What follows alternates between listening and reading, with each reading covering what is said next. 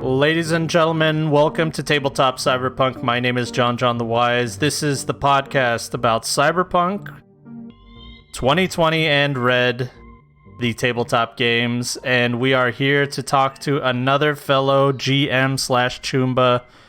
But before we get into that, make sure you guys are joining the Discord community. The link will be in the description below. It is an awesome community that gets together to talk about Cyberpunk 2020 and Red and everything Cyberpunk. Follow me on social media, Twitter, Facebook, TikTok, Instagram, JonJonTheWise. You can find me on all those. And if you're only listening to the podcast, then subscribe on YouTube. If you're watching on YouTube, then make sure you subscribe to the podcast because you can listen to me in your car. All right. And I have with me the man himself, Phil Harker-Smith from Baby Beard Media. How you doing, Phil? I'm well, thank you. Thanks for having me on. Yeah, man, I've wanted to have you on for a while. I've admired everything that you guys do at Baby Beard Media. You guys are a crew of people that have been doing a Cyberpunk Red campaign. Before that, you did a Cyberpunk 2020 campaign. And when I say production quality, guys, I mean, it's on par with some of the best audio dramas, audio podcasts, what do you call them, man? Audio dramas. Yeah, I said that, right? Audio dramas. Yeah, it's on par with the some of the best audio dramas you'll hear on the podcatchers and different podcast. And actually, I want to talk to you about some of them because I know that you got some that you're fans of. Because I can see how, like, where you got your inspiration, and I definitely want to get into it. But how you doing, Phil? How's everything? I'm well. Things are all right down here in Australia. So it's my morning, your evening. And I'm just enjoying a nice, quiet Sunday. That's very good. Well, I appreciate you coming on. And I really want to know everything about what you guys do because, first of all, I admire the fact that you're a bunch of friends. You get together, you have common interests, and you decide to make, like, art together with your podcasts. And I've seen the kind of stuff that Ellen does with her cosplay. And it seems like you guys are like theater people, right? Am I on it? That's right. First of all, I thank you for the kind words. It's really wonderful to hear you say. That's really humbling. I appreciate it a lot. But yeah, we are all theatre makers. So we all met at the theatre school here in Adelaide. We weren't all in the same year, and Chris actually ended up going over to NIDA to do directing. So he has a bit more of a producer-director kind of bent, although you can hear he's also a very accomplished performer as well.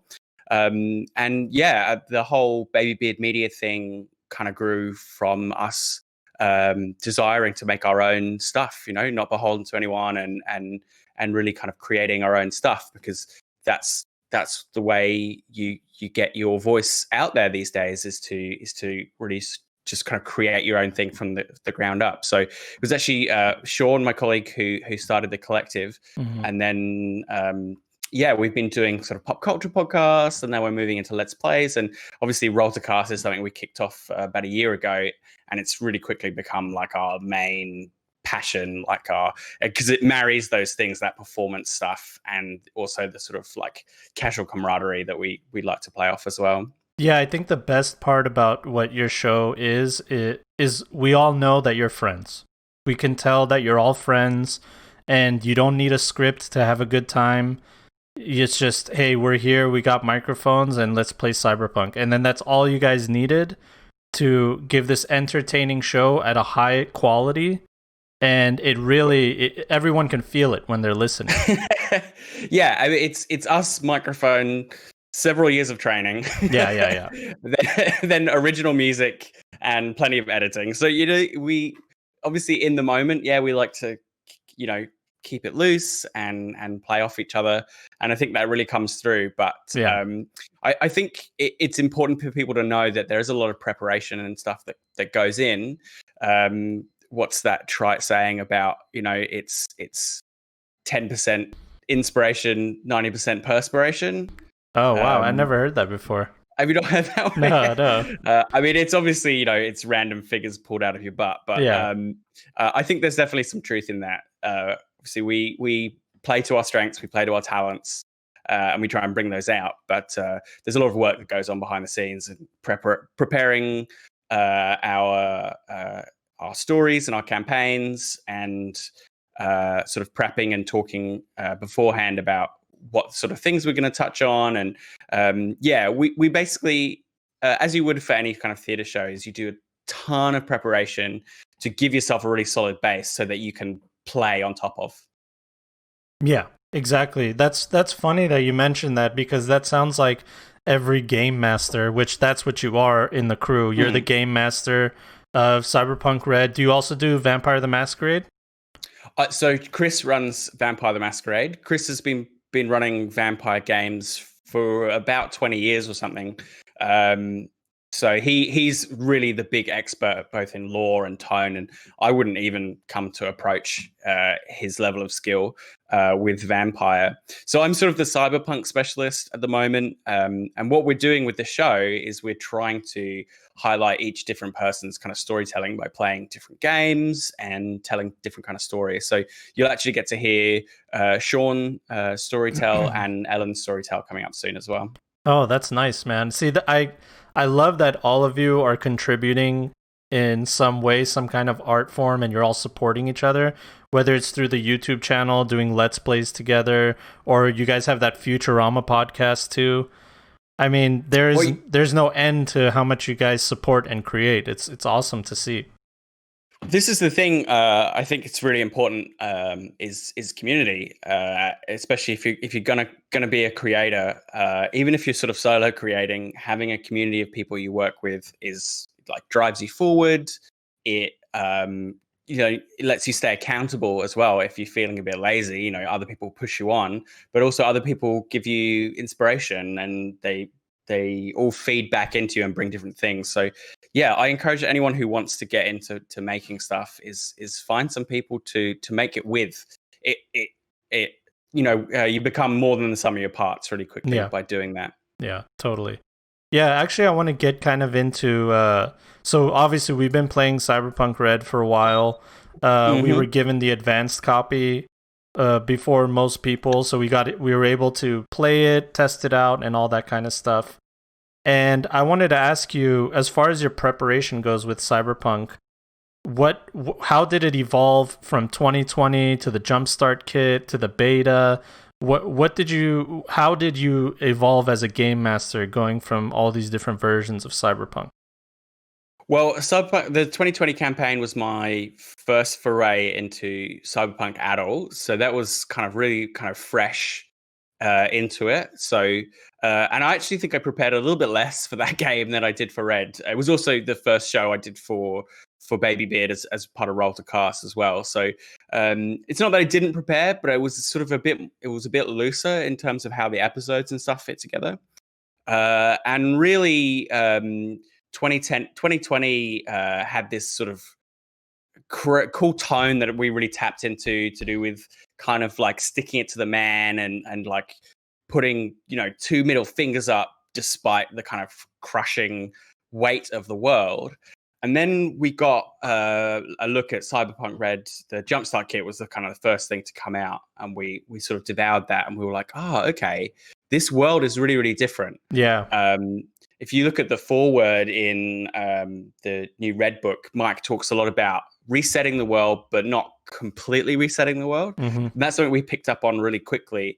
And what we do is we actually have like pre-production meetings to do with our shows, right? So we sit down a few weeks ahead of time, and we start to work out, all the basic stuff of like when are we going to record and all that meaty stuff, but also like when are we going to test the system out so it's nice and smooth.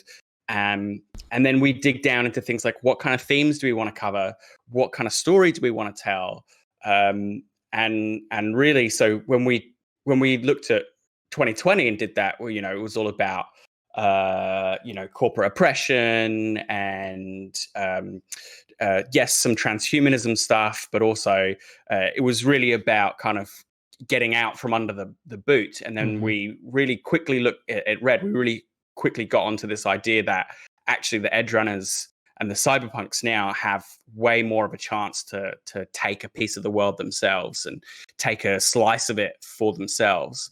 and we agreed really quickly that that was something we wanted to bring out in our story.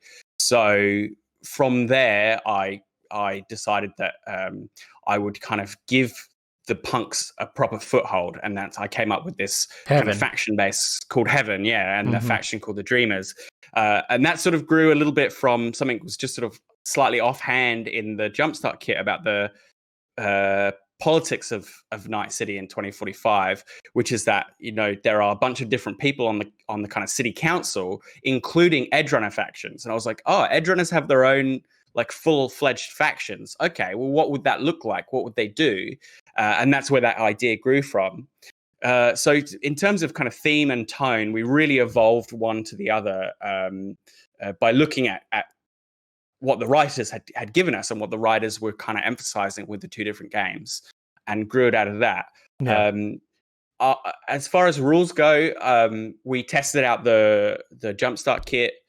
We played the apartment just to kind of get a feel for new rules and have a look at the kind of basics of net running that were in there, which I think is actually a bit of a bum steer. I don't think the net running as portrayed in the Jumpstart kit resembles too much what you actually do with it in the final, which is cool because it works amazingly in the final. Yeah, it's better than what we had in 2020. I mean, not that 2020 is a bad system. It was just so difficult to grasp, and just difficult to integrate with the moment to moment gameplay. But when we got the full rules, and I started looking at the net running, I was like, wow, this is really cool. I could kind of see the structure of how it worked from the Jumpstart kit. But when you look at the full rules, I can talk about this now. I know, right? You can see how the different nodes correspond to all the different like defenses. So there's different kinds of bots that you can take control of, or environmental defenses like shock panels and greasy floors and all this kind of crazy stuff. And branching. I don't think branching was in the stuff. That blew my mind. I was like, why didn't I think of that? Obviously, you can branch. And this idea that you can, you'd have all these different black ice in way, and you could either like just try and zip past them, get what you need, and then like jack out, or you can like fight your way down bit by bit. Yeah. And I was like, oh, this is so cool. There's different ways of using this. I want to take this for a spin, and I want to make it part of the story. And one of the main kind of changes in the lore of the world is that the old net is like off limits. It's full of rabbids. Yeah. Bart Moss had a kill switch, and it just released his rabbids all over the net. But there's these really cool concepts because they are kind of slices of his personality, his AI. Yeah, and so you guys did an amazing job portraying a piece of Raish Bart Moss in your story. Spoiler alert. I should have said spoiler alert. My bad. Yeah, so if you hadn't got that far yet, it's in there. It's really cool. Whoops.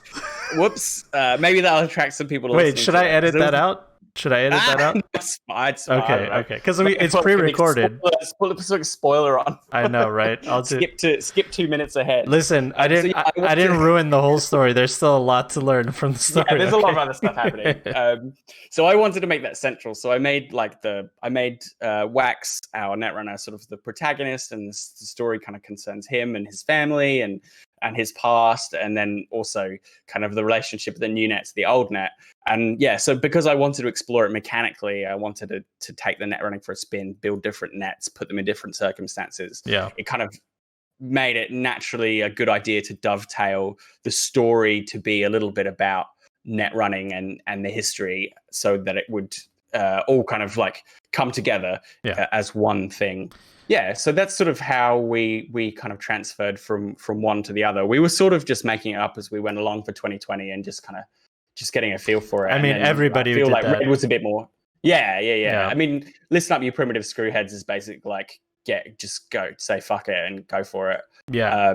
I feel like Red is a bit more structured, so we approached it in a bit more of a structured way. It's 100% more structured, and we had James Hutt on the podcast recently just to like because it's so structured. I'm obsessed with it. Like, I'm obsessed with knowing now that I can see the structure, because 2020 was too much. Like it was a fire hose because there's all these splat books and Oh yeah. it's 30 years of stuff, you know? So it's like a big ass fire hose of information.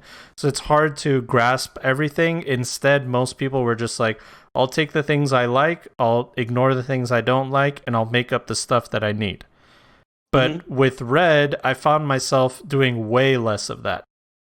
Yeah, if you're like, oh, I wonder how this works, there'll be something about it. Exactly. You know, and 9 I'm times out of 10. satisfied, and I'm satisfied with the explanation that the book gives me. I'm like, oh, okay, that makes sense. And just the fact that James is like, yeah, everything is there for a reason. It's all balanced. I like trust his system. That he's like, you know, everything is there for a reason. And if you mess with it and move it out of the way, then you kind of almost break the game. So like, I don't want to mess with it because it's so like perfect in my mind. I mean, personally, I think there are a couple of things that you could kind of tweak with house rules, but I don't think there's like major things that are missing that you need to change. Yeah, I'm comparing them like to 2020. Like 2020, I completely homebrewed net running. I completely homebrewed some aspects of combat, like all kinds of stuff. In 2020, I reworked the entire skill table because I didn't like it very much. Yeah. So I took out a bunch of the individual science skills and I put in some social skills and stuff that I thought was missing.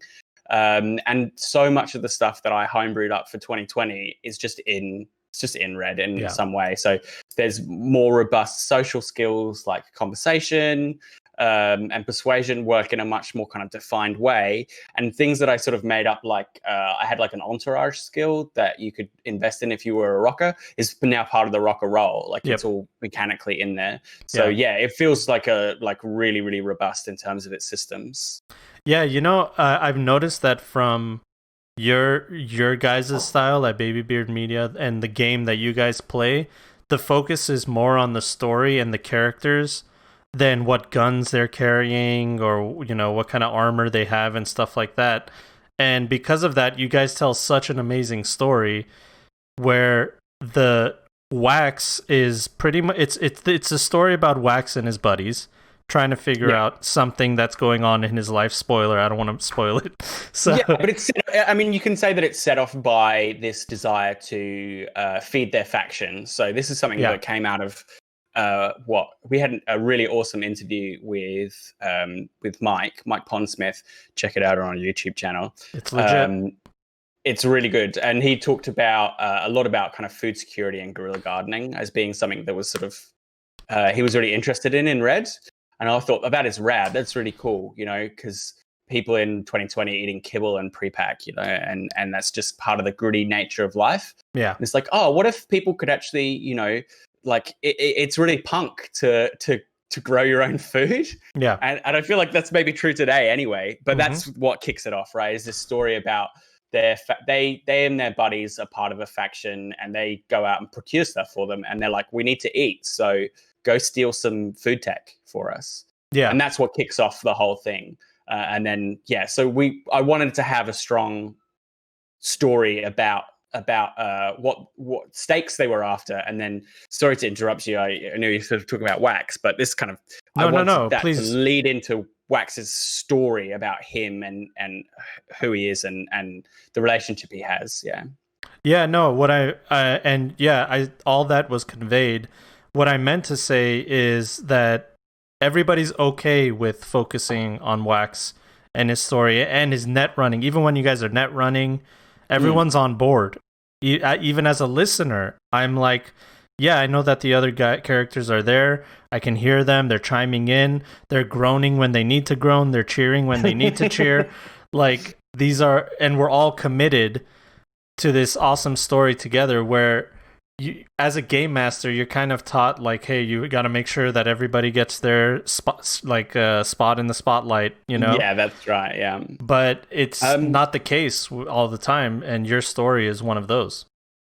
I think it's definitely not the case all the time, even at casual tables. But I do like to emphasize the fact that we do make a show and we do make it for entertainment purposes, right? So that means the people who play in it are aware that, you know, there is an audience out there when they play and such that, you know, they would never pout if they felt like they weren't getting enough screen time, attention or whatever, and they're naturally going to support each other through chiming in and stuff like that. That said, if you're playing with a group of friends, you should be able to trust them that they'll do that. But just bring everyone on board. Like if you say, look, this campaign that we're about to do, Michael has brought like a really cool backstory and it's something I really want to jump off. And I think it'd be great to explore that. Is everyone okay with them being sort of the protagonist for this first arc? Just communicate what it is that you want to tell as a story. And then hopefully your players will come along.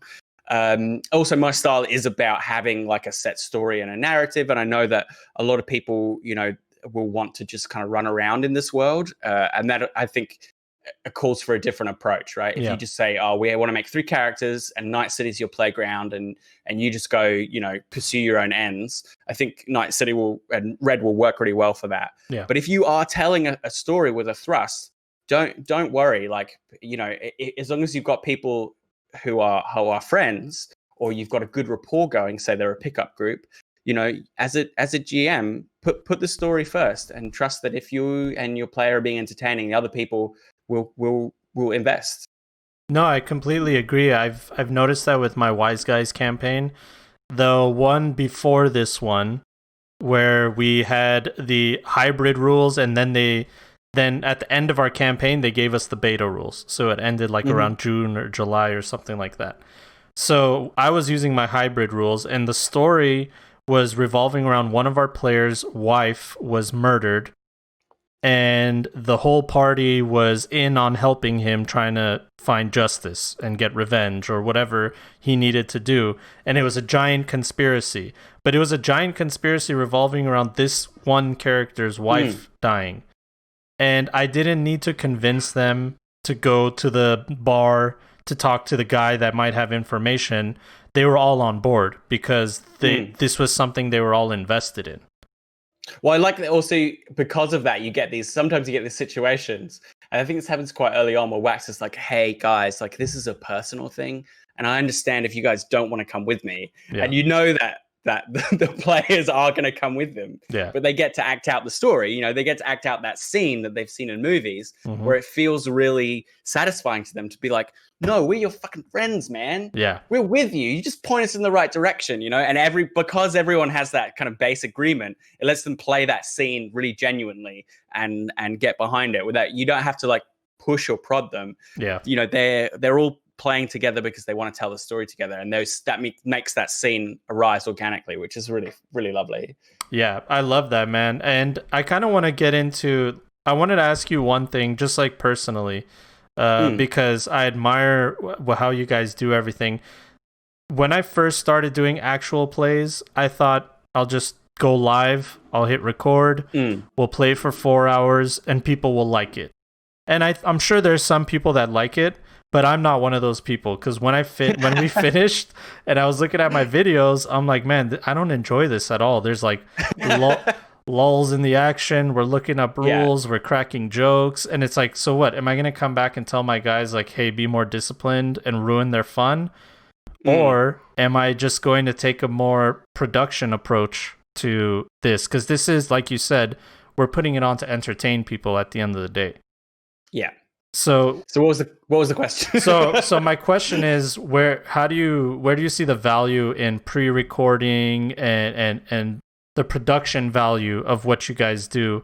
Do you guys consider it actual plays, or do you consider it this is a show? Well, a bit of both, really. Okay. We consider it actual play because it's actual play because the dice rolls are real. Yeah. Although the dice sound effects are put in later. Yeah, I figured. Where the dice are rolled. Yeah. But there is no fudging. There is no scripting, apart from some set piece descriptions that I do. The play is real.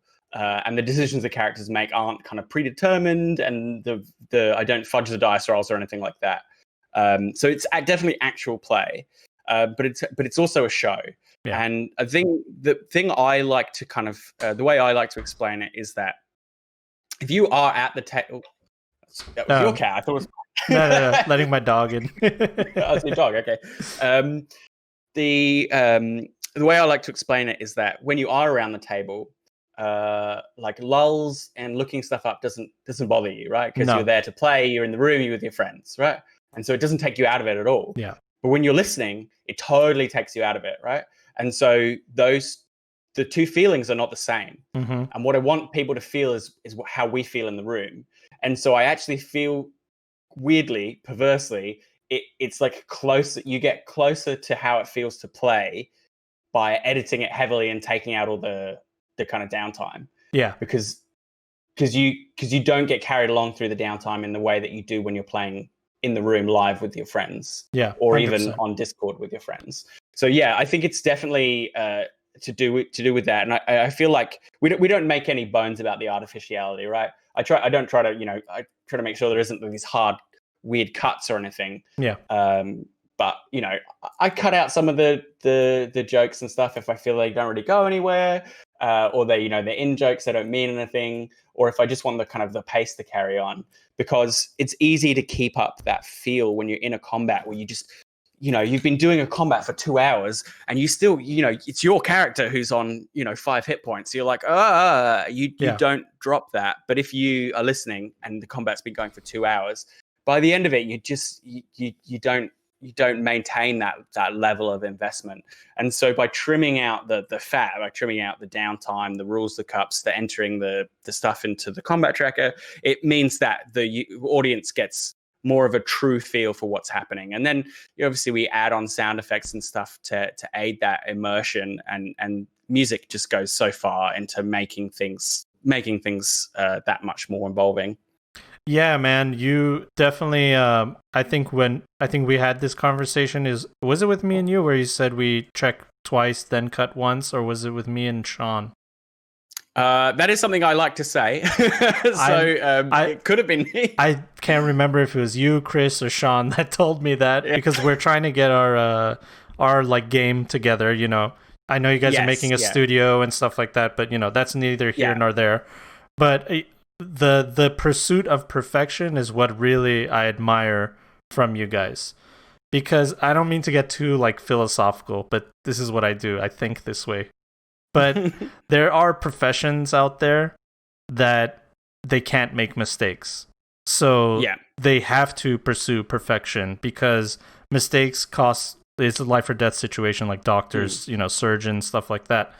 I'm not saying that's what we're doing. Obviously, we're playing video games and rolling dice and pretending we're to not be air people. traffic controllers. Yeah. But there is something to at least just trying and saying, I'm going to put the effort to actually do this to the standard that I could pursue to be perfect.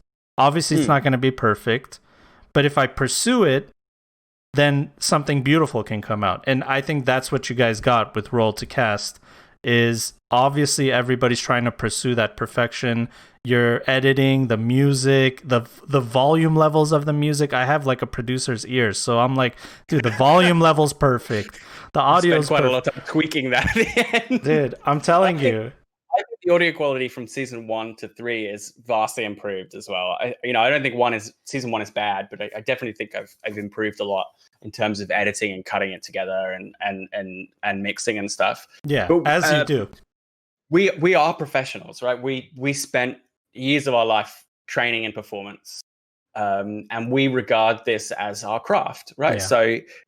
So not to bash people who do it as a hobby or just do a bit of casual recording and chuck it up online. That's great, but for us, we do approach it on a professional level, and that's why we started a collective, Baby Beer Media, to house everything under, because we want to show people that we take it that seriously, that there is a level of artistry and craft, and we want to keep improving.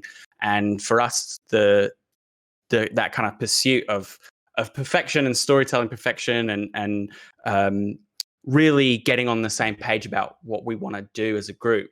We do things like so when I brought up the idea of Roll to Cast and it being a variety show, I wrote a pitch to the guys, and I brought that pitch to one of our meetings, and we have weekly meetings and stuff. Yeah. And the idea, I think, with a lot of craft, especially art, is that you want to make it look easy. That's the idea, right? Is that you want the person to sit down and listen to him. These guys are just so casual and it's effortless. It's like, yeah, that's cool. That's what the reason it sounds like that is because we work fucking our ass off in behind the scenes. No, it shows. It shows with the end product and everything that you guys do. And I'm honestly grateful because I'm just a fan, and I'll stop blowing smoke up your ass, dude. Sorry, I don't know why this has turned into 30 minutes. More. I know, right? I'm sorry to the listeners that you're like, dude, I get it. Marry the guy, get with him, fly to Australia. Well, look, if I'm inspiring people to bring a little bit more, then that's amazing to me because I want to hear more people do what we're doing, if they like it. So yeah, no, I'm just saying, like, as a fan, it's great that my niche game that nobody wanted to play back in the day, now it's like there's like awesome podcasts with high quality audio and awesome actors in it and cool stuff like that. So yeah, I wanted, and speaking of Baby Beard Media and coming together with a common goal, let's talk about Heaven. Your fictional world, which you gave me a PDF, which gave me information about Heaven because our game is supposed to take place with Heaven being in the lore and in the canon. And I'm really intrigued by it. I have a lot of questions about it. So why don't you give people an idea of what Heaven is, just the ballpark? Cool. So Heaven is a what I've called a shanty scraper. So it's an old abandoned skyscraper that was abandoned after the Night City Holocaust when the nuke went off downtown. Now it's a little bit out of downtown, so it survived, but because of the diaspora and the collapse, it basically went abandoned. And as everyone moved back into the city to sort of take out, start to reclaim Night City. The nomad families and stuff started to help people rebuild, and a group of edge runners got together and were like, "Hey, why don't we make a kind of society, a self-contained society that is a bit more like how we think the world should work?" And so they found this skyscraper, they took it over, they put a perimeter around it so it's theirs, and they decided to sort of do an experiment in syndicalism, in libertarian communism, if you like, anarchism. Where there is no leaders, there is no hierarchy, and instead they use technology. Specifically, they have their own private net called Dreamland, which has some AIs on it, and they use that to perform direct democracy, essentially, where everything that goes on in Heaven can be voted on, can be decided on. So it's not just like, we vote for our leader and they decide everything. We vote for a council. Literally everything can be up for vote. And so the future of the day to day is decided by the people who live there. And so, it's this really idealistic faction of people who really think they can make against the odds, they can make a sort of a utopian world, at least inside this tower, and they're making it work so far. But obviously, there's lots of difficulties and conflicts, and I think that's what makes it a fun place to set a faction or set some games out of. Yeah, it's interesting because when you first sent it to me, I had my Cyberpunk like rose tinted glasses on, whatever you want to call that, but that perspective where, okay, so where's the sinister thing? The AI kills people, right? Soylent Green.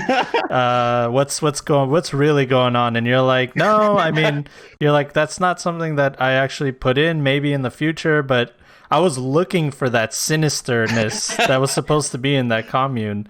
So these guys are really just trying to be the good guys. Yeah. I mean, obviously, Cyberpunk is a dark world, so you have to have some of that darkness. And so in sort of the recent history, there has been kind of food riots in the tower as well. There's nothing so motivating as hunger. And that's sort of one of the impetus for the campaign, Feed the Beast, is solving this food problem. But also, who hates anarchists more than fascists? And you've got a fascist faction pre-built into Cyberpunk. The what are they called? Breadcrumb Legion. The Red Chrome Legion, that's it. Yeah, thank you. So they obviously hate them and they want to attack and bring them down.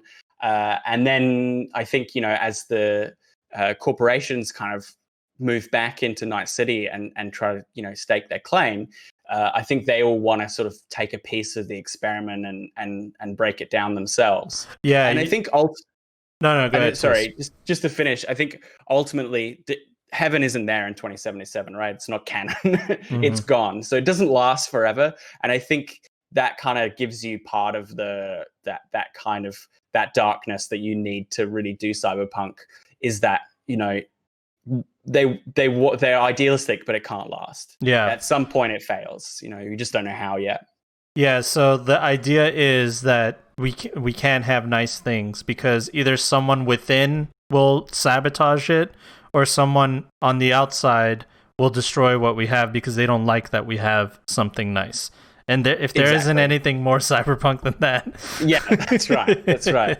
But I think just to have a little bit of aspirational idea is really something great for players to have. I think 2020 was great, and it was very kind of flashy and it was very punk. It was very in your face. It doesn't matter how oppressed we are, we're still going to fight. Yeah. But I think Red gives you an opportunity, and I think it's super necessary these days to have this idea that no, you can change things, you can fight for things. Yeah. And Heaven is a little bit of a reflection of my personal politics as well. I'm a big believer in direct democracy. I think we should have more direct democracy in our lives. I don't think, I'm not to say voting is bad or anything like that. I just think we should have more of it. I think we should have more of a day-to-day say about how our communities function. And that's, so Heaven is a bit of a reflection of that, no leaders, no kings, but, we all get a say. So, I'm under no illusions that that's a long way away for our society, and not everyone has those ideals, or thinks they're maybe childish or naive.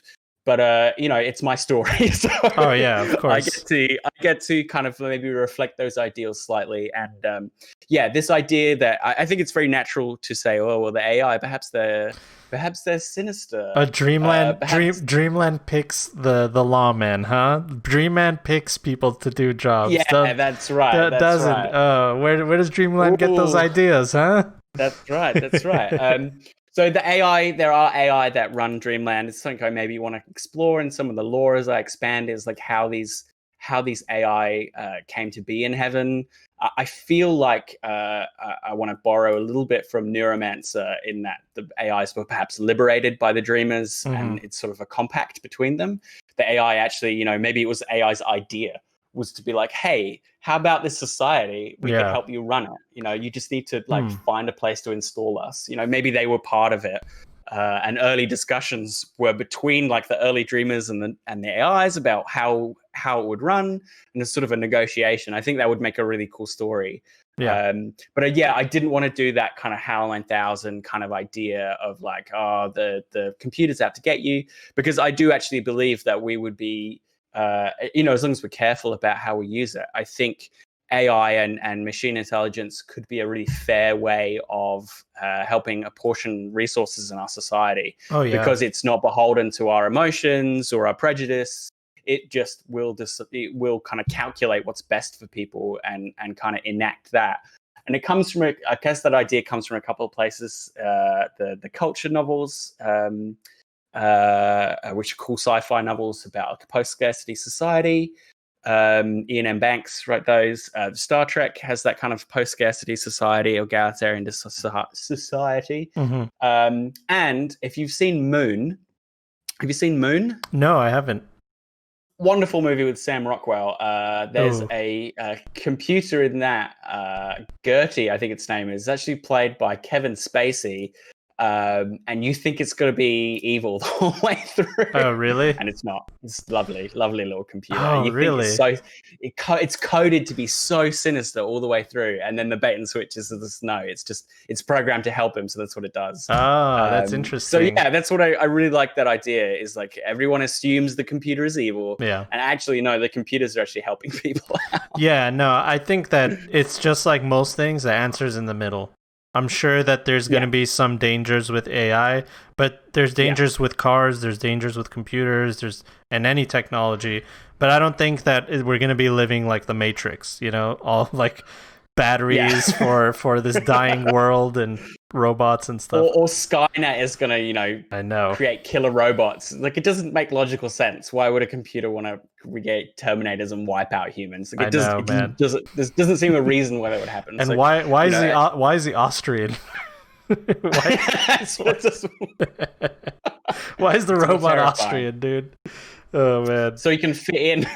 Yeah. Oh, okay. That's what it is. 90s America, right? Have you read the AI section in Cyberpunk Red? I haven't got through the whole lore of the book. I really wish this hadn't come up yet. It's fine. It's fine. I'll explain it to you. I'm working my way through. Please tell me what it has to say. Okay, because I can't believe you haven't read it, because I'm about to blow your goddamn mind. All right, listen. Cool. Please do. They added 2 sections to. There's 2. It's like 2 pages. That's it. It's like small section to explain to you what a soul killer AI is. Oh yeah, the soul killer. Yeah. So, you hear my son? Yeah, don't worry. People that listen to this podcast, they know I am a father and my son makes noise. So sorry, guys. Sorry, not sorry. Anyway, there's a part with the AIs that they talk about. There's 2 different types of AIs. Number 1 is soul-killed AI, which apparently only Arasaka has that technology, but not in my campaign. My campaign, Biotechnica is trying to do it. Anyway, the idea is you take someone's consciousness, you put it in a hard drive, the net, whatever. You put it somewhere, and then you kill their body. And their consciousness is within the net or within some kind of cyber deck, whatever you decide.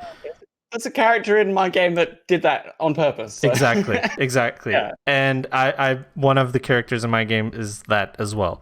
So that is called a soul-killed AI. And the second AI out there is called a Transcendental AI.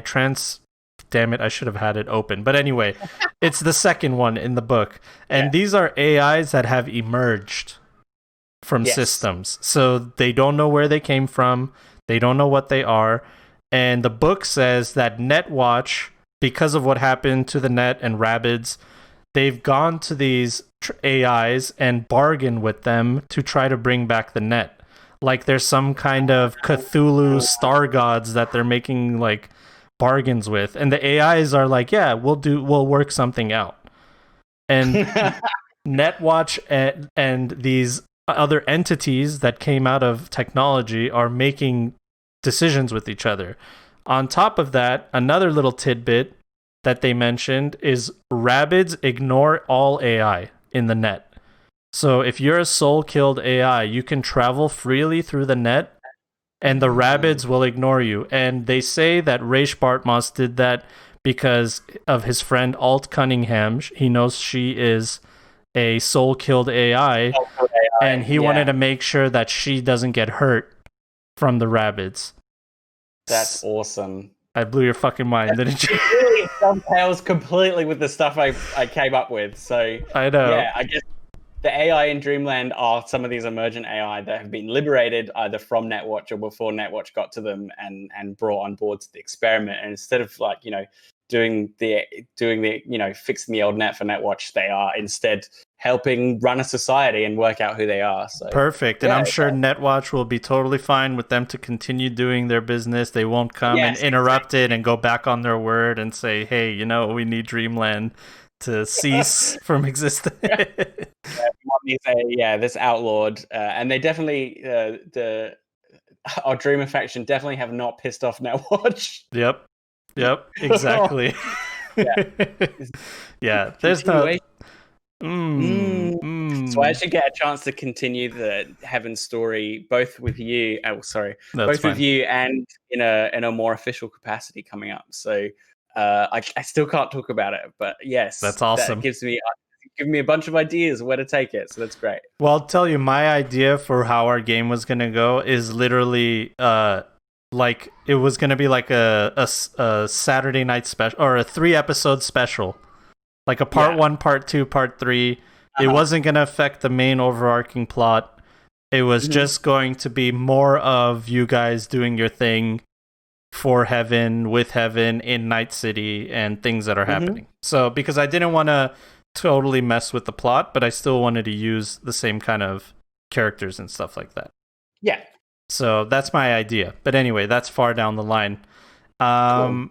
I definitely, before we wrap up talking about heaven and roll to cast and stuff like that, I want to know more about the characters that live within heaven. Because there are specific people, they have specific jobs, they have specific characteristics. Where did you come up with some of these people? Were they inspirations from random characters, or did they fill a role in heaven?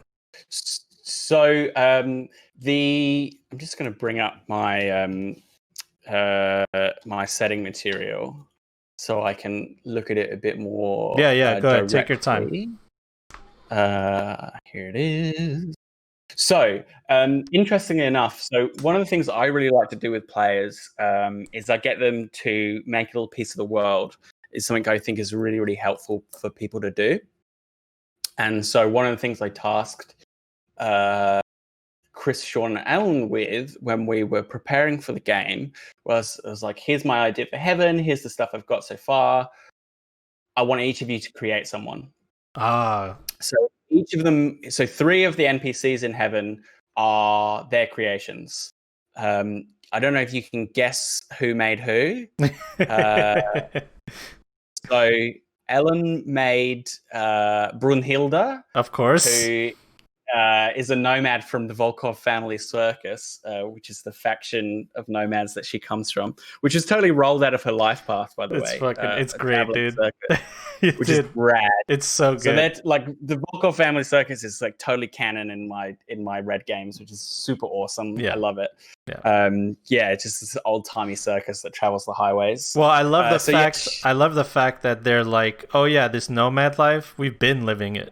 You know, like this isn't something new. They're experts at it, and they go around entertaining, making money, living their life the way that they've always lived their lives. They've always done it. Yeah, there's always been there's always been a circus, right? There's always been people for live entertainment. So yeah, I really like that. They're sort of like a holdout from old world. Yeah. So yeah, she made Brunhilde, who is like a retired strong woman. Lisa Silva, who is like a tech. She's a Ripperdoc. That is Chris's creation. Okay. He wanted someone as a kind of a more mature foil for Wax, someone who could be something like a mentor for him, to sort of ground his character a bit, because he's very sort of like, I don't care, I'm very aloof. Yeah. And he just wanted someone to just kind of like to ground that character a little bit and give him some roots in the faction. Someone who cares about him. Yes, that's right. Mm-hmm. So she's there, and then I sort of expanded that idea for her to be like a bit more of a respected, sort of like a mentor figure for more people, like a nexus of not authority, but of maybe the only person respect. That he would actually listen to, because yes, exactly. Yeah, I get it. He's a punk. He is a punk. I don't care. I just don't care. Bruh. And then Grammar, who, spoilers, I'm building out into a full character to probably play in your game. Ooh. Because I really like the idea of playing an elderly woman. That's great. I really like it. You know what's funny? I had a guy play an elderly man, an elderly rock star. He was a rocker boy. He played an elderly rock star. That's so good. It was so good. It was so good. So So Grammar is it's actually that's Sean's creation, and that is Sean's his character's real life grandma. So his story is that his grandma is like a total punk, and then his parents actually went into Militech. Yeah. And so he ran away as a young kid because he fucking hated it. Yeah. He hated being like a corp family, and so he ended up as a scavenger. And then his grandma was like, well, like right into heaven. She was like, oh, this is cool. I'm totally on board for this. And then part of the reason he ended up in heaven is that his grandma was like, maybe stop kicking around in the hot zone and come do something with me. Yeah. So Spitfire, right? And Spitfire, yeah. Spitfire James. So yeah, his literal grandma lives in heaven, and she's a 73-year-old med tech. and so she just hasn't retired. She just loves like healing people, and she'll wield a shotgun when needed and stuff like that. So Yeah. so I really like this idea. Anna is one of my favorite characters in Overwatch, so she's got a little bit of a feel of Anna to her as well, like a healer granny. Yeah. So that was kind of fun. Again, it was like he wanted his grandma to be a part of it and be that link, and I expanded her to be badass because she's in Cyberpunk. And then the others are kind of me filling in some things, some gaps. I thought I wanted to include a few of the different archetypes. I realized there's no rocker boys. I feel like it's been an oversight. I need to invent a rocker boy. I feel like artistic expression is something that definitely happens in heaven, is encouraged in heaven. So I had a solo. So you got Twitch, who's like a non-binary assassin character who's sort of maybe a bit spectrum-y. I wanted to include a bit of neurodiversity there, and just have the idea that even people who are a bit sort of unpleasant or antisocial can have their place. I love that. I've never actually heard that term, neurodiversity. That's awesome. I'm using that. I've never heard that in my life. That's great. Yeah, that's something definitely. So, as someone who's like recently diagnosed with ADHD, I have my own struggles, and I think neurodiversity is a nice way of putting it without sort of putting that disabled label on it. Yeah. I work with people on the autism spectrum in the community as well, and I really don't feel like disability is the right word to use for that. Neurodiversity or neurodivergent, I think, is a much more descriptive and fair way of describing that. So yeah, that's kind of how I envisioned Twitch. He's a bit of that, you've got to watch the quiet ones archetype. He just loves killing corpos. It's his favorite pastime. Yeah. And then I wanted an exec role. And then we've got the Storm Tech, who are the kind of the good corp.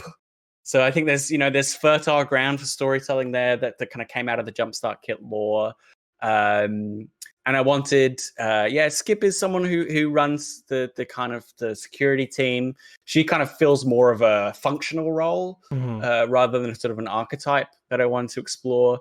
And then Moon is like an old, that's more of an archetype pick. So he's a media. He's like an old wise guy who like, smokes whatever passes for weed in Red and sits around on the farm, like talking to the younger guys about his ideals. He's very much in the he's very much on the theory side of anarchism, much less on the practical side. And so I wanted to. Part of it was I needed people to have specific like functions. Part of it I thought were and maybe the players might need those resources if they wanted to have a specific person along. If they wanted more muscle, maybe they could get Twitch with his sniper rifle to back them up, or and part of it was I really wanted I wanted to pick out sort of 5 or 6 people who I felt were emblematic of the different kinds of people you would find there, and then around those you could kind of use your imagination to kind of figure out who else you might encounter in that world because of it. So it was a very, very long-winded explanation of how I came up with my NPC. Hey, I asked you for a reason. I wanted long-winded. So. Well, 2 things I wanted to say. Number 1 is what you essentially did is you invested the players into heaven full force. I mean, if they were just in it for the show, now they're in it because their family lives there. People they care about live there. There's an idea that they live by that heaven represents, and that's something we can all get behind. I know that you have some of your personal politics in it, but I think we all share the personal politic of wanting to survive with your family and being healthy and all that kind of stuff. Have a community. That's not an alien idea. That's something that we all share, and you got your players involved with that. And if you look at what was in the Jumpstart Kit, the apartment is very much Artel Saurian saying, hey, look, community is a big part of what we want to do with Red, fighting for your community, right? The apartment is a little self-contained community, and it's under threat. Yeah, exactly. And that was their example story, and in a way, heaven is a scaled up version of the apartment. Right. Yeah. Where everyone knows their neighbors, everyone looks out for each other. They just have sort of bigger plans than that. But they face the same thing. So I really feel like I am responding to what the creators have put forward with the game. Yeah. But I also think, as you say, getting your players invested in the stakes is the number one thing you can do to avoid any kind of feelings of my character isn't doing anything, or railroaded, don't railroad. Or I don't know what to, or the opposite, I don't know what to do next. Yeah. If you have something that your characters believe in and can fight for, they will do half the work for you. Yeah. And so there are lots of different ways you can invest people in the setting and the story. I think the life path is already a really good way to start with that. The life path system is awesome. Best. I love it. It's really good. In the expansion of it into role-based life path system now is just really, really good addition as well. Yeah, I love that. I love that it focuses on the people in your life, not just events that have happened to you, but the people, because these are you are the people you hang around with. You are the people you talk to and stuff like that. So if you have a solo that's a badass that has no friends, but I look at your life path and there's a guy who taught you how to shoot a gun. This is the person that rescued you from the orphanage and blah, blah, blah. Now we have a character. We have a story. We have vulnerability. Yeah. Now we have a showdown between you and your mentor. Yeah. Where you one of you has to take the other down, right? Highlander, dude. Yeah. And then we've got story. We've got epic kind of stakes. Yeah. And there are smaller ways to invest people in the world. Making characters and people to be in relationships with is a really, strong one because of the emotional idea behind it. But if there's a bar, if your person is a barfly, have them invent the bar. Yeah. Right. If that's part of their story, I'm a tech. I just hang out in the bar all the time. It's like, okay, what's your bar? When did you first go there? What do I see when I walk in the door? What's the first thing I see? What's the how rowdy is it? What happens on a normal Saturday night there? Has anyone ever died there? And get people to fill in those things for themselves. And not only is it less work for you, it makes people put down roots. Yeah. And in Cyberpunk Red, where it's madcap, it's not hyper realistic. It's a lot more grounded than something like D&D. Yeah. Having those real roots in the game is going to go a really, really long way to making it more enjoyable for the people playing. Yeah, and it might seem like on the surface you're taking away your player agency by telling them, go through this, but it's like, no, that's not what's going on at all. They're just invested in this plot hook that I'm throwing at them. It's not that I'm limiting their choices. It's I've curated exactly what I know that they'll bite on because they're invested in their character. So, for example, railroading gets a bad rap. Yeah, it does get a bad rap. So, for example, that bar example you're talking about, what I would do with that bar is I would have somebody that the players are going after. They hear a rumor that that's the bar that person frequents. So then the player goes, oh, well, I know that bar. It's in my backstory. I know everybody that works at that bar. I'm always there. So they go there feeling empowered. I belong here. People here know me. They're friendly. I don't have to be, I don't have to watch my back when I'm here. And magical things happen with that. They drive the plot. They go, I want to talk to one of the bartenders. And then it's like, okay, so the bartender is the key to this story now because that's what the player wanted. You know what I mean? And you might, and you can riff back and forth. So you might say, well, it's 4 p.m. It's pretty early. Who's the bar back at this time? And they're like, oh yeah, no, it's actually it's Mickey Fingers, and he's this wiry guy. He looks like a rat, And then suddenly. They've given you a character to play and you're like, oh, okay, sweet. Okay, let's go with Mickey, right? Yeah. And like you say, that becomes a center for that scene and it's being driven by them and you get this interplay. I think it's a really, really strong technique for bringing people in. Yeah, I love that. Okay, do you have to be gone? We're right at an hour. Do you have a hard out? Okay, I was going to do... I'm okay. Let's do... Or do you want to do another 15 or 30? You let me know. 15 better? Either or. I think 30 is probably definitely my max. Okay, let's just do less than 30 then. Okay. as close to 15 as we can. So, Sure. guys, I didn't even know that this could happen. I'm talking to my listeners. Uh, apparently somebody called and left a message through anchor.fm/JonJonTheWise, which is where you can find the podcast if you're not listening on Spotify or any of the other podcatchers. Jason has left a message for me asking a question. And Jason, thank you, first of all, for leaving that question for me. And luckily, I have another expert game master with me, so we can both answer this question for you.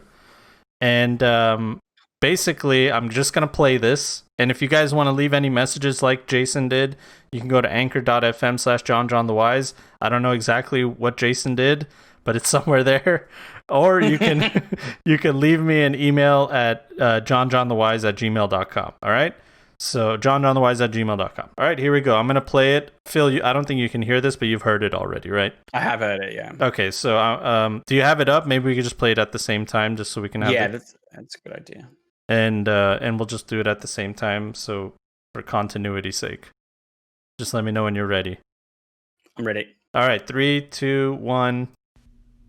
Hey, Jason here, brand new listener. Caught your YouTube video today with James and found out about your podcast today. I'll work on slowly trying to catch up on those. But I had a question for you. So I'm a old Cyberpunk 2020 player, but I went and pre-ordered the hard copy the other day and been looking over the PDF, haven't had a chance to go through the whole thing yet. But my question is, if you were going to build a private investigator using Cyberpunk Red, what do you think would be the best way to do it? You guys talked in this latest interview about reskinning characters and all that. Would it be maybe the Fixer? Because 2 of those 4 abilities would work. The contacts and the Grease would work pretty good for the PI. But I don't know. I'd be interested in hearing your thoughts on that. Catch you later. All right, Jason, thank you so much for that question. It's a very good question. And Phil, if you hadn't watched our interview with James Hutt, I haven't yet. Yeah, that's fine. He brought up this Brian, my buddy that I had on with me. He brought up this idea. What if I reskin some of these roles and like make a nomad, but he's actually on paper he's a solo, but he's a nomad. And right. And James said that does not break the game. You can do that. And it's totally cool. You can totally reskin anybody to be any role and make it work as long as you don't fiddle with the numbers. Like if they're a net runner, that's fine, but you can play them as a corporate if you want. But they're a net runner. They're not a corporate. So Jason brought this question up because he's asking what would a private investigator be? And in 2020, I would have said cop. But in Red, it's a little more interesting. So what do you think? I think to go with what James said, I think this is a really cool thing. So there's 3 ways of making a character in the new Red core book. There's the super fast and dirty one. There's the kind of more options kind of template one, and there's the completely like roles agnostic one. It's the ground up one, right? Where you just make whatever you want. And I think that's that third one that lets you really kind of mix and match your abilities, right? And because your role is sectioned off to its own thing with ranks and its own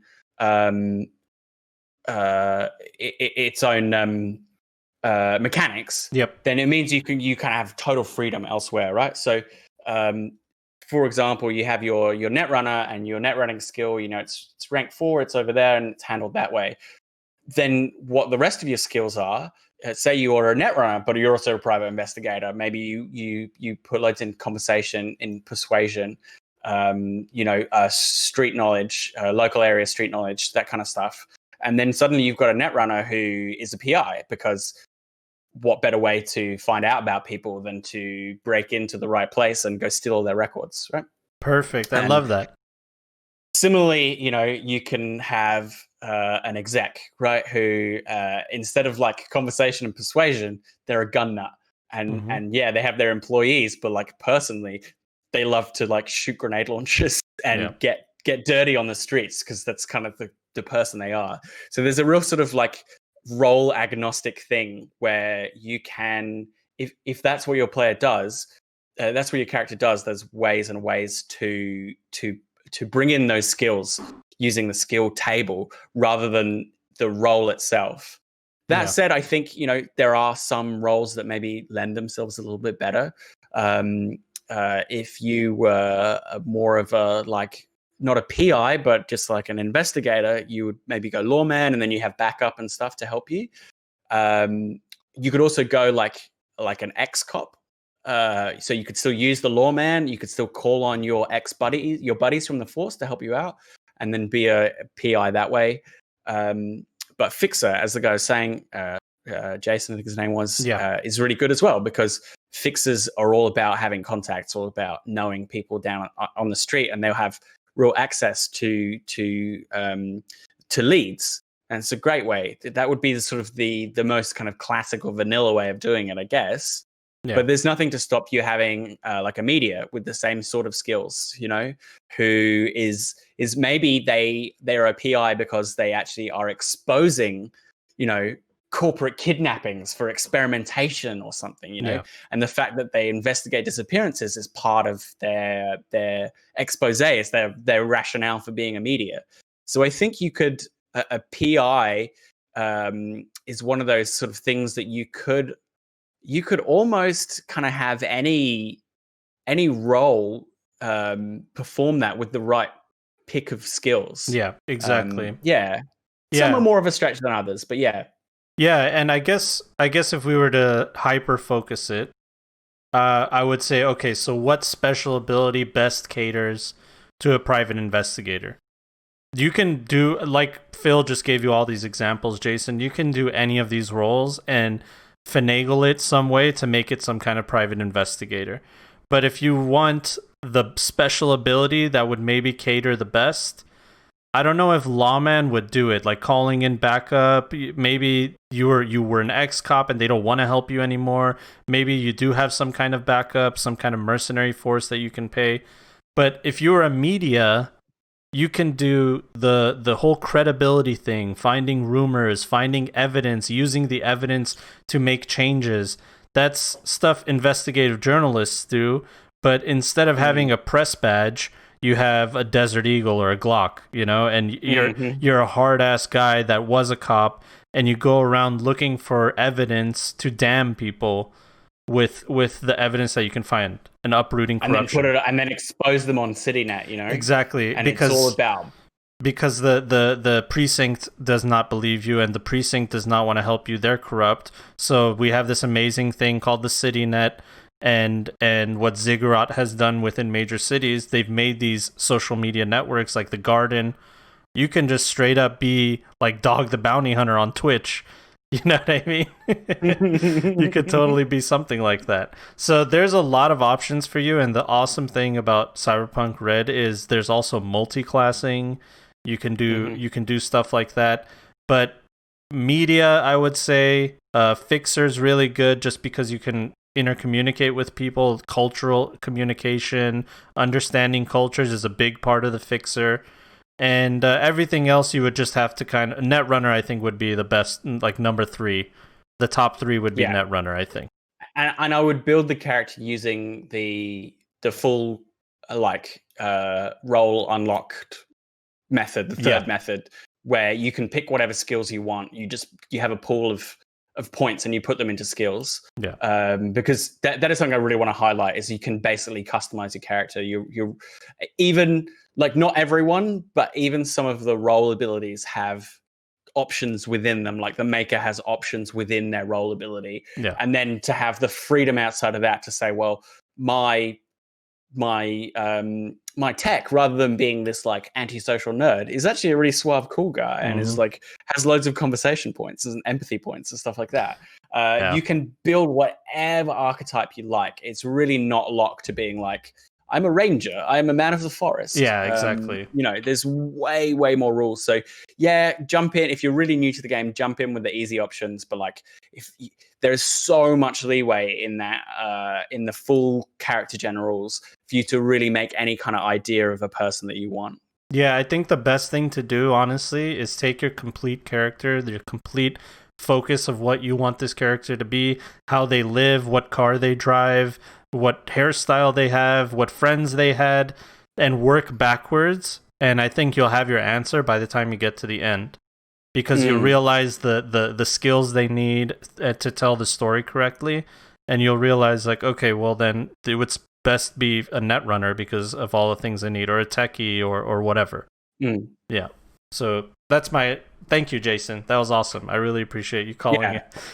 It's a really good question, because it's something that's not specifically covered by the roles. No, there's something that there's different ways to approach it. So it's a really interesting question. And it's a very common archetype in Cyberpunk, the private detective. Yeah. So the gumshoe. Exactly. And pretty much, I mean, the players are pretty much like, they play that. They play the private detectives, going finding clues, trying to get the plot solved and all that. Yeah, that's right. All right, real quick, we'll do this and then we'll wrap it up. This is my heavy hitter with Phil. I told him beforehand that we would be talking about this. Sometimes I bring up controversial topics. It's not that bad. It always sounds worse. I tell people when they're going to be on the podcast, and I have to like 3-sentence of caveat after. Don't worry, you're not going to get canceled. So that's right. Hit me. So yeah, we wanted to talk about player conflict, because and Phil, you told me you haven't really experienced too much of this because your players are your friends. I've personally experienced, terrible player conflict, like uncomfortable conversations and stuff like that. But let me give you a suppose.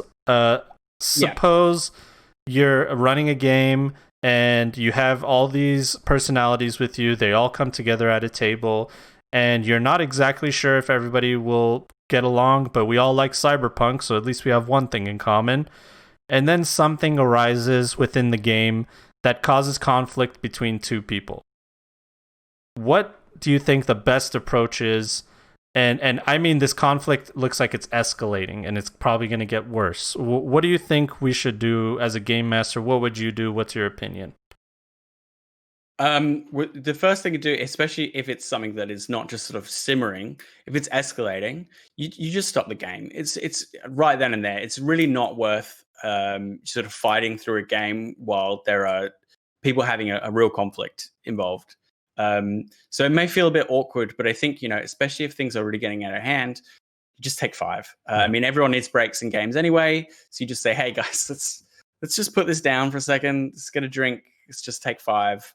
And we'll come back to this in a second. I think it's really worth anything like that needs to be sorted outside of the context of the game. You're going to run into real problems if you're trying to mediate a conflict through fictional characters in a fictional world. Yeah, it's going to be really, really rough.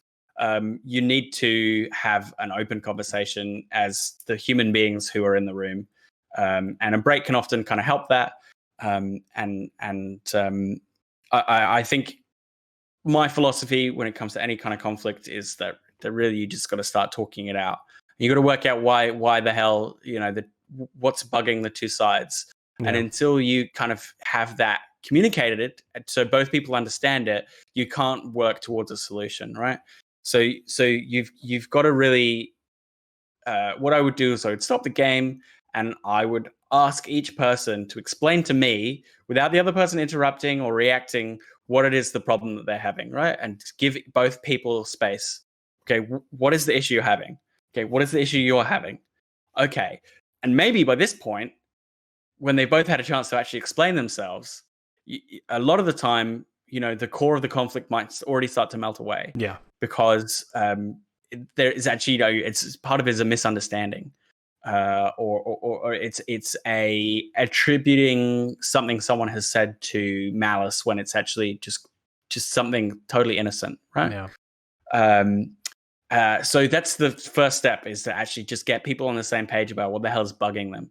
And at that point, then you can start to propose, solutions, or if it's intractable, then maybe you have to call it a day and work on it, sleep on it. But nothing is worth kind of just don't let it simmer. Don't let it grow out of hand. It's just not worth it. The games exist so we can all play, and we can all have fun. So yeah, that's how I would approach it. Yeah, I think that it's not talked about enough, and I agree with pretty much exactly everything that Phil said. Stop the game, have the adult awkward conversation that needs to be had, because drastic things can happen. People can make emotional judgments. Like I've seen players kill other players in the moment or jump off a cliff in game, and it's like, okay, well now like we have to have another awkward conversation of saying, hey, do we reverse that? Were you just being emotional, or do we just never talk to each other ever again and it's over? You know what I Better mean? to have an awkward conversation. Exactly. So having that awkward conversation, but I think we don't really talk about enough is the mental aspect and the social aspect of gaming. Is a lot of us, we're kind of the outcasts already because we play these games, so we kind of have it like we struggle a little bit with talking to other people and communicating with other people, and then you're just asking those people, hey, try to have this awkward adult conversation that is already uncomfortable in the first place. That's why it's good for you as the GM to mediate that discussion. Have them Exactly. explain to you and not to the other person what's happening. And if you can't, if you can't do it with that in the room, why don't you just take them privately for a second? It's like, hey, I'm just going to take this person aside for 5 minutes and have them explain to me in private what's going wrong. You'll get a chance to do the same thing. You know, it sounds like very like high school maybe, but it's all classic conflict resolution stuff. Yeah. That you know professionals would do. Is talk to people in private is another thing you can do. Take them apart so that they don't have the responding back and forth and misconstruing and attacking. And then you can be like, okay, let me reframe this to both of you. You know, if they have problems with communication with each other, you can be the hub where you kind of you support that communication by having it mediate through you. That can be really helpful to people who have difficulty expressing themselves. Yeah. You know, either because they're too awkward and they don't know how to, or they're the opposite and they overrule people, they override people, they're the personality. You know, if can help to take them away so they're not sort of grandstanding or kind of affected by the people around them. Yeah. The other thing I would say is that is particularly if you're playing Cyberpunk, right? This is a game about, to a degree, like real people with real consequences. People die, the world is dangerous and violent. So before you start, know what is off limits for people, right? Yeah. You know, set expectations. That's what I always say. That's right. That's right. Like personally, as a GM, I will never depict sexual violence. Yeah. It's just not something I have an interest in depicting. I agree. That said, survivors of trauma and abuse may be in the game, right? Unless someone has talked to me ahead of time, because I give everyone an opportunity and say that is too much for me. I don't want that in the game. Then that's fine. We're all here to have fun. I'm not going to overrule someone for that. Yeah. And that sort of stuff will go a long way ahead of time. If you're a GM and you say, "Hey guys, no player conflict, no PKing, no attacking other players," right? It's just not one that get this kind of story I want to tell. Yeah. As you say, set those expectations. It's especially important in Cyberpunk because these things can come up. These things are realities in the world, stuff that people may have been affected by themselves, whether it's emotional or physical abuse, these are realities in the world, or losing loved ones. These are realities in the world, right? And so make sure that your players are communicating with you what they what would make the experience unpleasant or unsafe for them, and prevention is better than cure, I guess is the overarching point I'm making. Yeah. And and sometimes if you just need to pull the plug on the group, if two people just cannot get along and they're not having a good time, sometimes the best thing to do is to pull the plug. I don't think that should be your first solution. I think it should be your last solution, to be honest with you, to disband everything. But it is still a solution. Some people just don't mesh. Some people don't have the chemistry and they don't work together. You know what I mean? So there's a saying that comes up on D&D horror stories, the subreddit, which is no D&D or no role play is better than bad role play. Yeah. It really isn't. It's like the opposite than with pizza, bad role play is it can be it's horrible. Now It's I'm really hungry. horrible. Now I'm hungry. It's super horrible because it can really you're emotionally invested, and it can be really bad. So There's nothing no worse point. than having a bad game day, because it's like you were looking forward to it, you made time, you could have, and it's like you're not going to be back at the gaming table for another 2 weeks. So yeah, I'm totally with you. There are people out there who you gel with who are willing to play the game. They're out there. You don't have to force yourself to play with people who are not having fun. Yeah. Don't do it. Yeah. Don't do it to them. Don't do it to yourself. 100%. Okay, that's it, Phil. I'm not going to take any more of your time. Before we end, it's been my pleasure, dude. It's been amazing. I love talking to you. It's an honor. I can't wait to do more stuff together with the whole crew. I really love what you do as well, man. Thanks, man. I appreciate it. Love being on the show. Thank you. And you are like OG, Cyberpunk. Been doing it way longer than I have. So oh man, it doesn't matter. That means nothing. I'm still awed by your work. I'm still inspired by your work. It has nothing to do. I always say that this is like kind of like a scholarly pursuit, that you should always be trying to improve. Oh yeah, for sure. And you can learn from everyone, no matter what. Even people that have never played the game, you can learn from them. Community is about to explode as well. I know, so exactly. So before we end, make sure you guys go to Baby Beard Media on just all social media. Roll to Cast is a Cyberpunk Red campaign. It is the finale of this season is coming up soon. It's the next episode, so you guys have a chance to binge everything. Sorry about the Raish Bartmoss spoiler, but you can binge the whole thing. They have an awesome Futurama podcast, and everything Baby Beard Media does, you guys should be involved with. If you love pop culture, video games, Vampire the Masquerade, role playing, anything under the sun, you guys should definitely check it out. Anything else what else should I plug? I don't want to miss anything. That all sounds great. That's pretty much it. Yeah. Okay. We, like I said, Baby Beard Media, Roll to Cast if you're looking for it. It's spelled ROLE. Mm-hmm. Just to avoid the confusion. But yeah, you plug that into your Google machine and you'll find us. And yeah, please do. I will mention, like you say, we do video game content. We're just starting that out at the moment. So we have a YouTube channel. There's like daily uploads. We're playing Bloodlines at the moment. We played a bit of the original Deus Ex. We're really trying to kind of kick off our YouTube channel. So please check out our stuff. Hit the subscribe button. That'd be really ace for us to get a bit of support on that recent endeavor. So yeah, thanks. Yeah, if you guys like my content and you like supporting me, well, I like their content and I like supporting them. So pass the love on that way and show them your support. And for Phil and Baby Beard Media and me, JonJonTheWise, we will see you guys on the next one. Thank you so much. Thank you. Bye. Bye. All righty. 1 second. I'm still doing the music. Ah!